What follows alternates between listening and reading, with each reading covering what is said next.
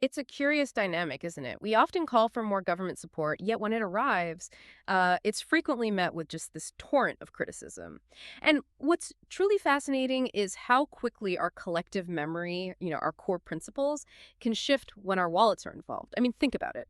We might complain, really complain, if the price of a plate of nasi lemak goes up by just 50 cents, but then we might completely dismiss a fuel price drop that could actually save that very same Capitium owner significantly more than that in, say, their weekly deliveries. It's almost like we miss the forest for the trees, right?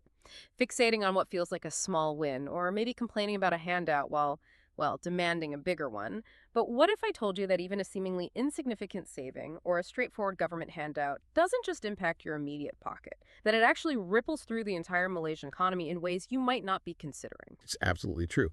And it highlights, well, a fundamental challenge, the intersection of public perception, political rhetoric, and the raw economic realities here in Malaysia. It creates a landscape that is often complex, sometimes contradictory, and almost always ripe for misunderstanding. Today, our mission is really to peel back those layers, unpack some truly surprising connections, and show you how easily we can all get swept up in the immediate noise, missing the far-reaching economic impacts of government policies. We want you to see beyond the headlines. Okay, let's start by unpacking a very recent example that really sparked a lot of conversation. You remember the government's announcement of what was dubbed a mystery surprise. Essentially, it was RM100 in aid for eligible citizens, coupled with a slight fuel price drop. And almost instantly, the online world, especially social media, just exploded. Criticism, skepticism, a fair bit of cynicism, too. The speed and intensity of that reaction were quite remarkable. But here's where it gets particularly complex. If you paid attention to the political commentary, you saw some, well, glaring contradictions. On one side, you had voices arguing quite loudly, RM100 is far too little. People are truly struggling. They need RM300 to genuinely alleviate hardship. Right, the not enough argument. Exactly. Yet, almost simultaneously from the opposing political camp, you'd hear, whose money is this R100 anyway? Won't this just balloon the national debt? Ultimately burdening the very people it's supposed to help. It was like a political tug of war where both sides seemed to be pulling in different directions, sometimes even against themselves. The striking thing there is the sheer logical contradiction. Yeah. It really is. If a politician or, a public figure genuinely believes that distributing RM100 will strain the national coffers, then advocating for RM300 or even endorsing the RM100 in the first place becomes completely illogical within their own stated framework. Doesn't make sense. It suggests, at best, maybe a significant lack of consistent thought on the true policy impact, or perhaps at worst, a more cynical political calculation at play. This truly makes you wonder, are these critiques genuinely about crafting a sound, long-term economic strategy for the nation? Or are they rooted in something entirely different? What do you think, as listeners, when you see those kinds of conflicting statements play out? Exactly. And it wasn't just contradictory statements from different sides either. Some political blocs, like Perikatan Nasional, seem to intentionally avoid offering any clear evaluation of this mystery surprise at all. Instead of weighing in on the aid or the fuel price drop, they chose to focus on unrelated issues or even organize street protests. Sidestepping the issue entirely. Completely. They avoided taking a clear stance on whether the aid was beneficial or detrimental. It's almost as if they didn't want to commit, perhaps hoping to avoid alienating any part of their voter base. What kind of signal does that send, really? Now, let's turn our attention to the fuel price drop part of it. The common public sentiment, you've heard it everywhere, was that a 6 cent per liter reduction was, frankly, insignificant. Small change. Many people quickly did the math in their heads, calculating it only saves them about RM10 a month on average for their daily commute, whether they drive an MV or a Perodua. The general refrain was only 10 ringgit, what's the big deal? And look, it's understandable on a superficial level to feel that way about such a small number in your personal budget. But let's look at the broader context here for a second. Sure. Consider the opposite scenario. What if fuel prices increased by 6 cents per liter? Oh, definitely. Would people react by shrugging it off, saying, oh, it's just an extra RM10 a month, no big deal? Absolutely not. There would be outrage, widespread complaints, accusations of burdening the Rakyat. Precisely. So this really makes you wonder, why do we so often only perceive the true magnitude of a financial change or react with such intensity only when it's going in the wrong direction for our individual wallets?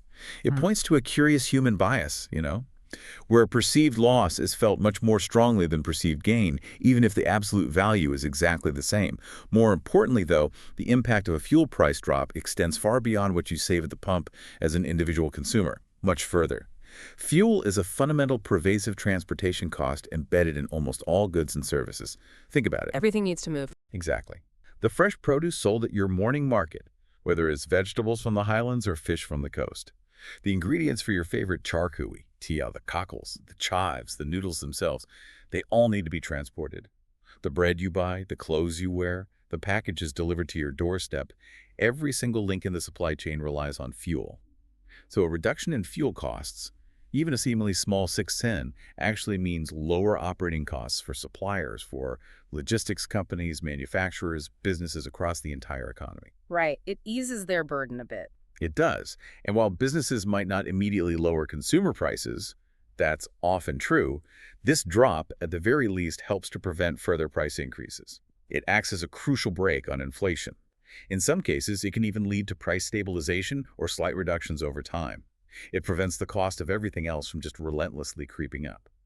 This is a significant factor in controlling inflation across the entire supply chain, and it's a benefit that often goes unseen because it doesn't directly show up as a saving on your personal receipt. It's like an invisible discount.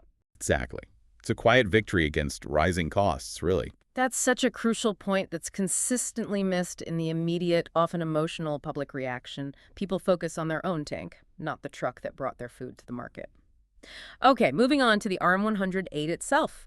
We saw another political party, I think it was MCA, suggest that while the RM100 aid is a good gesture, wealthy individuals should consider donating it, which, on the surface sounds like a sensible, even noble suggestion, right? Encouraging philanthropy. What's quite remarkable about that particular critique, though, is that the Prime Minister's original announcement already included this exact provision. It was right there. Oh, really? Yes.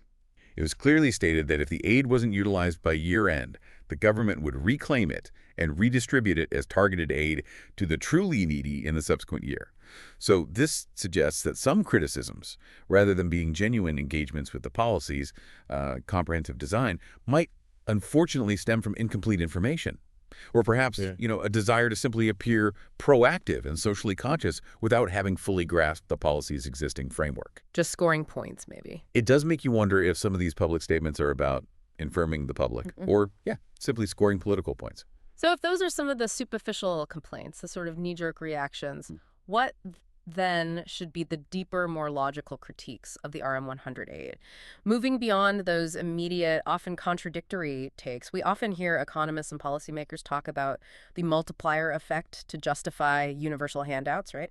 The idea being that RM100 spent by a consumer becomes income for a business, which then spends it, creating this ripple effect that theoretically generates billions in economic activity.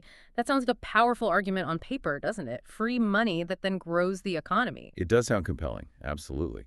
However, looking at the larger implications, the bigger picture, we need to ask ourselves a critical question. Was this same multiplier effect argument consistently used to praise similar universal handouts by previous administrations, say under Najib or Muhyiddin? Good question. Or was it only highlighted when it suited a particular narrative? Often, the answer is that the consistency just isn't there. And this lack of consistency in evaluating policy across different political leaders often points to a more fundamental critique, which is that a universal handout may not primarily be a pure economic tool, but rather, a political one, designed to garner public favor. From a long-term economic perspective, a universal handout, while it provides immediate relief, sure, it may not be the most efficient or sustainable way to foster genuine economic growth or support specific vulnerable groups. Why is that? Well, it's largely because universal handouts often suffer from what economists call leakage. That means funds go to individuals who don't genuinely need them, or maybe who would have spent that money anyway, regardless of the aid. So it doesn't stimulate new spending as much. Exactly. This reduces the overall impact and makes it less fiscally responsible than a system where every ringgit is precisely directed to where it can make the most difference. Consider this. If the goal is truly to alleviate hardship and stimulate the economy where it's most needed, imagine if that RM100 was specifically directed, maybe to low-income families through a digital voucher for groceries or essential school supplies. Targeted aid. Precisely. That's a targeted approach that maximizes impact exactly where it's required. It ensures that the funds directly address poverty or specific economic challenges. This contrasts sharply with a blanket distribution that might benefit someone who doesn't necessarily struggle to buy their nasi lemak, thereby diluting the aid's true economic efficacy. And, importantly, this approach also fundamentally contradicts the Prime Minister's own long-standing philosophy of providing targeted aid. Right. He's talked about that a lot. He has, a principle he has championed for years.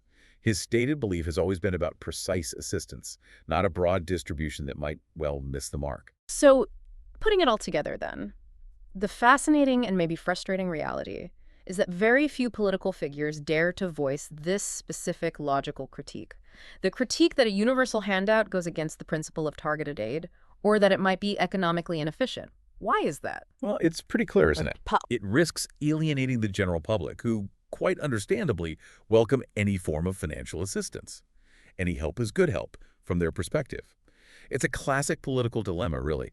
Do you stick to sound economic principles and risk being seen as ungenerous or maybe even uncaring? Or do you embrace a popular but less efficient policy for, let's be frank, political gain?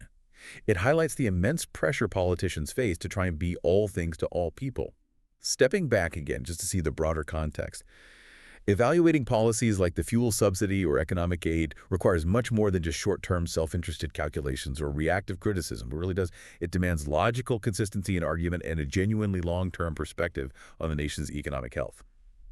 And on that note, there are still significant unresolved questions surrounding the fuel price control mechanisms. Big questions. But what? Well, how long can the government truly sustain this blanket subsidy?